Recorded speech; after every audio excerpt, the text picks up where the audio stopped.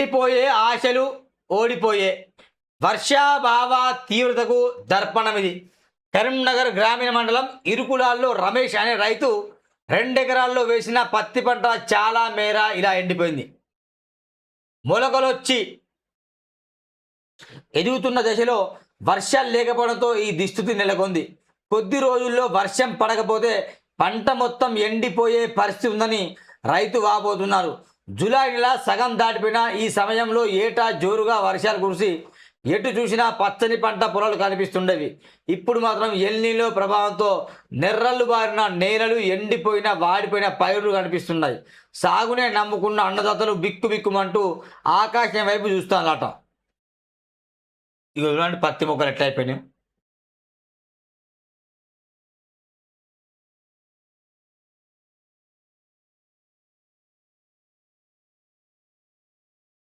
Call చేద్దాం, రైతులకు call చేద్దాం.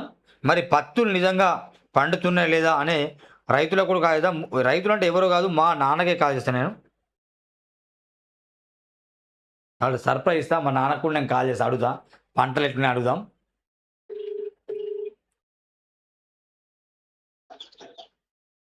హలో బా తెలుగు బోల్.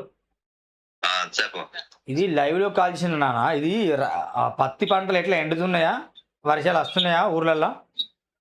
పత్తి పంటలు అయితే ఎండిపోతున్నాయి, వర్షాలు అయితే లేవు. నల్లగా మబ్బు అయితే కనిపిస్తుంది కానీ చినుక అయితే లేదు. ఎట్లా మరి, నష్టమేనా లాభం అందరికి రైతులకు? రైతులకు బాగానే నష్టం, 90% నష్టమే. అంటే ఇప్పుడు ఆల్రెడీ పత్తి రైతులు పత్తి వేశారు కదా, మరి వేసినప్పుడు వర్షాలు రాకపోవడం వల్ల వాళ్ళు ఇప్పుడు మళ్ళీ వర్షం వస్తే మళ్ళీ వేయాలా? పత్తి వేసిండ్లు, పత్తి వేసినాక ఒక్కటే వాన కొట్టింది, అది మొత్తం వల్ల పత్తి ఇత్తు అందులోనే పోయింది. ఓకే, కొంత మట్టి కప్పిపోయింది, కొంత మొలవకపోయింది. మళ్ళా పోగుడ్డలని మళ్ళా పెట్టిండ్లు. మళ్ళా పెట్టినప్పుడు ఈ ఎండలకు ఎండుతాంది, అది కూడా మొలవలే. ఎటో తిరిగి 90% నష్టమే కనిపిస్తుంది ఇప్పటికైతే. మరి నష్టపరిహారం ఇస్తాను అంటున్నారు అధికారులు. నా అధికారి వచ్చి చెప్పినోడే లేడు, మాట్లాడినోడు లేడు. అంటే ఎక్కడన్నా పోనీ ఏడన్నా దానంటానేమో. అధికారులు ఎవరో కనిపిస్తాను లేదు. అంటే సర్వే అన్న చేసిందా ఎల్నిలో ప్రభావం ఇంత ఉంది, మరి పత్తి ఇంత వేషం మరి అని మీరు ఎప్పుడైనా మీరన్నా చెప్పింది అధికారులకి? అధికారులు ఎవరో తెలుస్తలేదు మాకు. వాళ్ళు వస్తలేరు, చూస్తలేరు అంటావు. రాజకీయ నాయకులు వస్తాను మరి? రాజకీయ నాయకుడు ఎవరో ఆయన కనిపిస్తాను లేడు. ఓట్లప్పుడు మాత్రం తిరుగుతలేగా, అర్ధరాత్రి వస్తారా అప్పుడు? నాతి అత్తలు, తెల్లందాక అత్తలు, పొద్దాళ్ళ అత్తలు దండం పెడతారు, మీలే దేవుళ్ళు అని రాజకీయ నాయకులు అప్పుడే కనిపిస్తారు 5 ఏళ్ళకు ఒకసారి. కానీ మధ్యలో మాత్రం నేను దేవుణ్ణి, నేను సాయం చేస్తా అని చెప్పిన నాయకుడే లేడు. Okay okay.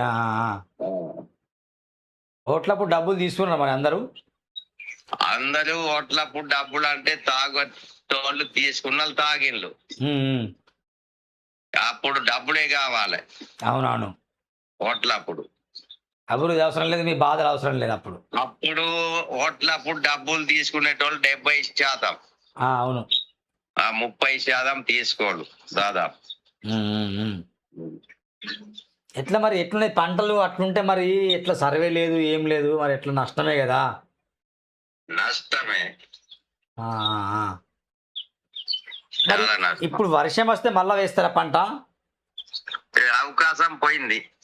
జూలై లాస్ట్ అనుకుంటా. July last. మళ్ళా పత్తి పంట అయితే కాదు, ఇక మళ్ళా వర్షం వచ్చిన వేసినా కానీ. వరి ఎట్లున్నది? వరి నారు పోసిళ్ళు, వర్షాలు లేక రైతులు బాగా నష్టపోతారు. వరి నారు చనిపోయింది, ఎండిపోయింది. ఏదన్నా నీళ్ళ సౌకర్యం ఉన్నోడు నారు మందమే నీళ్లు చూపుతాడు కానీ అది నారెయ్యడు వర్షం లేకుంటే. ఓకే, అంటే వరి నష్టమే, పత్తి అన్ని పంటలు నష్టమే. రైతుల కోసం అది చేస్తాం ఇది చేస్తాం రైతే రాజు అని ఇలాంటి మాటలు మాట్లాడతారు మరి. రైతు రాజు ఎప్పుడు? అదే నేను మిమ్మల్ని అడుగుతున్నా ఎప్పుడు అంటున్నా. రైతు రాజే గాని ఆ, ఆ. రైతు రాజు అంటే రైతుకు వాతావరణం అనుకూలం ఉంటే ఉమ్, ఉమ్, రైతు రాజు. ఉమ్. రైతు తినంగా మిగిలింది నాయకులు తినాలి. అవునవును. మనకు రైతుకు ఆడి కుటుంబానికి చాలి అంత చాలి, ఇంకా మిగిలేటట్టు ఉంటే ఆ మిగిలింది నాయకులు తినాలి. రాజకీయ గద్దె మీద ఉన్న నాయకుడు తినాలి, జైల్లో ఉన్న జైలర్ తినాలి, దొంగ దొర అందరు తినాలి మిగిలింది. అవునవును. ఆ గిట్టుబాటు ధర కూడా లేదు మీకు మళ్ళా.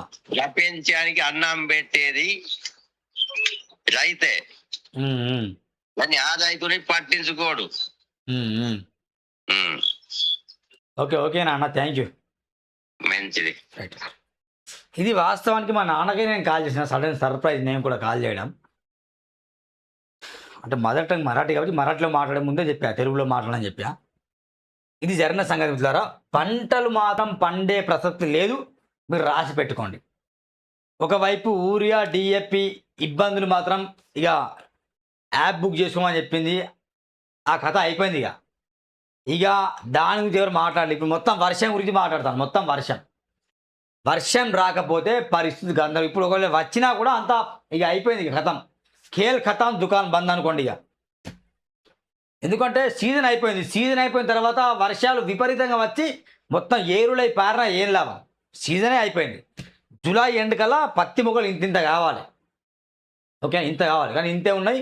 అదేనా వాడిపోతున్నాయి మొత్తం ఈ ఉంటాయి కదా వేర్లు మొత్తం ఎండిపోతే ఎట్లా లాభం చెప్పండి. ఎవరికోగా మా నాన్నకే నేను కాల్ చేసిన, ఆలోచన చేయాలనుకున్నారు రాజకీయ నాయకులైనా ఎవరైనా. ఓట్లప్పుడు డబ్బులు ఇస్తారు. ఇప్పుడు నష్టపోయిన రైతులందరూ డబ్బులు ఇవ్వండి. మీరు ఓట్లప్పుడు ఓటుకు 500 ఇస్తారు కదా, ఇప్పుడు ఎకరానికి 5,000 ఇవ్వండి. మీరు దమ్మున్న నాయకులు అయితే, మీరు నిజంగా చిత్తశుద్ధి ఉంటే, మీలో ప్రవహించేది రక్తమే అయితే, మీరు ప్రజల కోసమే గెలిచిన ఎమ్మెల్యేలు అయితే, మీరు ఏం చేయాలంటే ప్రతి రైతుకి ఎకరానికి 5,000 ఇవ్వండి. మీరు కింటల్కి 5,000 అనట్లేదు, ఎకరానికి 5,000 నష్టపోతారు కదా వాళ్ళకి మీరు డబ్బులు ఇవ్వండి. ఓట్లప్పుడు డబ్బులు ఇస్తారు కదా, ఓటుకు డబ్బులు ఇచ్చినప్పుడు ఎకరానికి ఎందుకు 5,000 ఇవ్వరు మరి? అంటే ఓట్లు మీ సీటు కోసం వాళ్ళ ఓటు కావాలి, అంతేగా, మీ సీట్ల కోసం మీకు వాళ్ళ ఓట్లు మీకు కావాలి. కాబట్టి అర్ధరాత్రి తలుపు తట్టి మరి 500 తీసుకోమ్మా ఒక ఓటని వాళ్ళ దగ్గర ఓటును దొంగిలిస్తాను. వాళ్ళ ఓట్లను అమ్ముకుంటారు పాపం, తెలియక తెలుసు. మా ఇంట్లో మాత్రం ఓట్లు అమ్మ పడవు, మేము అమ్ముకోలే. కానీ చెప్తున్న జరిగిన విషయం. మరి ఇదే రైతులు పంటలు ఎండిపోతున్నాయి, అమ్మ అని పంట ఎండిపోయిందని ఏదైనా ఒకరోజు వెళ్ళి పోయిన రైతు దగ్గర వెళ్ళి పోయిన నాయకుడు ఉన్నాడా? బీజేపీ ఎమ్మెల్యే కావచ్చు, బీఆర్ఎస్ ఎమ్మెల్యేలు కావచ్చు, కాంగ్రెస్ ఎమ్మెల్యే కావచ్చు, రాష్ట్రంలో అనేక మంది వరి మొత్తం ఏమైపోయింది, మొత్తం నాశనం అయిపోయింది. పత్తులు మొత్తం ఎండిపోయినాయి, నేల మొత్తం ఎర్రబారిపోయింది. అమ్మ ఏమైందమ్మా, ఎంత నష్టం వచ్చిందని చెప్పేసి ఎవరన్నా ఎమ్మెల్యే వెళ్ళి దగ్గర వెళ్ళి చూసి ఫోటోలు దిగిన సందర్భాలు ఉన్నాయా? లేవు. ఏం కావాలి మీకు? ఓట్లు కావాలి. ఓట్లప్పుడు మీకు సీట్లు కావాలి, సీటు కోసం ఓట్లు దొంగిలించాలి. ఈ కాన్సెప్ట్ మీది. మీరు దమ్ముంటే వెళ్ళి చెక్ చేయండి. ఎకరానికి 5,000 ఇచ్చినోడే మొగోడు ఇప్పుడు నా దృష్టిలో. ఎందరికి ఇస్తావు? నువ్వు గెలవడం కోసం అప్పు తెస్తావు, బ్యాంకు నుండి లోన్ తెస్తావు, నీ ఆస్తులను అమ్ముకుంటావు, బంగారం తాకట్టు పెడతావు, హైదరాబాద్ ఉన్న ప్రాపర్టీలు అమ్ముకుంటావు, గెలవడం కోసం ఓటుని కొంటావు కదా. మరి ప్రజల మనసును గెలవడానికి, ప్రజల్లో నీవు చురుకన కావద్దు. మళ్ళీ నువ్వు గెలవాలంటే ఈ యొక్క పని చేయి. ప్రతి రైతుకు ఎకరానికి 5,000 ఇచ్చేయి. ఇక నువ్వు ఏం అభివృద్ధి చేయకు, ఈ పని చేయి, నువ్వు మళ్ళీ ఎమ్మెల్యే గెలుస్తావు. చేసే దమ్ముందా? అలాంటి మొగోడు ఉన్నాడా? లేరండి. ఎవరిస్తారు డబ్బులు? ఓట్ల కోసమే వాళ్ళ నాటకాలు, ఓట్ల కోసమే వాళ్ళ దందాలు, ఓట్ల కోసమే దౌర్జన్యాలు, ఓట్ల కోసమే అయ్యా అబ్బా మీరు దేవుళ్ళయ్యా, మీరు తోపులయ్యా, ఇగో నువ్వు ఎరిగినవా నీకు ఇక ముడ్డి కడుతావు రా అంటావు. ఓట్ల కోసం మంచిగా కడుగుతావు, నీ చేతితో నువ్వు కడుతావు. నా ముడ్డి కడకడే, అబ్బాబ్బా నువ్వు కడగద్దు, నీ ముడ్డి నేను కడుతుంటావు ఓట్ల కోసం. ఎందుకు? నీకు వాళ్ళ ఓటు కావాలి, ఆయన ముడ్డి కడితే నీకు ఓటు ఎత్తది. అలాంటి నాయకులు ఉన్నారు. ఉన్నారండి. ఓట్ల కోసం ముడ్డి కడిగిన నాయకులు ఉన్నారు. కడుగుమనండి, బరాబర్ కడుగుతారు. నేను చెప్తున్నా కదా. ఇప్పుడు ఖద్దారు చొక్కాలు వేసుకున్న ఎమ్మెల్యేలు ఓట్లప్పుడు మీరు బాత్రూమ్ పోండి, ఇగో మా కొడుకు బాత్రూమ్ పోయిండు ముడ్డి కడితేనే ఓటు ఎత్తారంటే బరాబర్ వచ్చాడు ముడ్డి కడకుండానండి. కడుగుతాడు, ఓటు కోసం ముడ్డి కడుగుతాడు. ఇగో నా ముక్కడికెళ్ళి సీముడు వస్తుంది, మా సీముడు ఇస్తేనే నేను నీకు ఓటు ఎత్తా, మా ఇంట్లో 5 ఓట్లు కావాలంటే మా ముక్కు సీము మా పిల్లోడి ముక్కు సీముడు ది అంటే బరాబర్ రాజకీయ నాయకులు వస్తారు, ఇట్లా తీస్తాడు, కడుక్కుంటాడు. తప్పేంది, ప్రజాసేవ చెయ్యాలి అంటారు. అప్పుడు ఉన్నారు. ఇగో దీనికోసం రండి భయ్ రండి, చేస్తారా, వస్తారా మీరు? ఓట్ల కోసమే డ్రామాలు. నేను చెప్తున్నాను కదా, రైతులకు నష్టాలే ఉన్నాయి మిత్రులారా.